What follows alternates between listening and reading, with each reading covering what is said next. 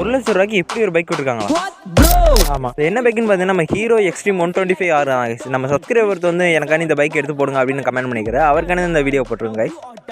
நம்மளால ஒரு பைக் வாங்கல என்ன பார்ப்போம்னா பார்த்தீங்கன்னா ஃபஸ்ட்டு லுக் எப்படி இருக்குது, இன்ஜின் சிசி எவ்வளோ இருக்குது, அப்படியே பெர்ஃபார்மன்ஸ் எப்படி இருக்குது அப்படி தான் பார்த்து வாங்குவோம். லுக் வைஸ் பார்த்தோம்னா பைக் ரொம்ப சூப்பராக இருக்குது கைஸ். எனக்கே ரொம்ப பிடிச்சிருக்கு. அதோட ஹெட்லைட்டு, அதோட பெட்ரோல் டேங்க் டிசைன்லாம் சூப்பராக இருக்குது. ஹெட்லைட் பார்த்தீங்கன்னா நம்ம Z200 800 மாதிரி இருக்குது. எனக்கு தான் அப்படி தெரியுதா இல்லை உங்களுக்கு அப்படி இருக்கான்னு கமெண்ட் பண்ணிட்டு அப்படியே பாருங்க. அதுக்கப்புறம் எனக்கு ரொம்ப பிடிச்சது என்னன்னு பார்த்தீங்கன்னா அதில் உள்ள பெட்ரோல் டேங்க் டிசைனிங் வந்து சூப்பராக இருக்குது கைஸ். அது பார்க்குறதுக்கு ஒரு அட்ராக்டிவாக இருக்குது. அதை நீங்களும் பாருங்க. இதோட இன்ஜின் சிசி எவ்வளோன்னு பார்த்தீங்கன்னா 125 சிசி.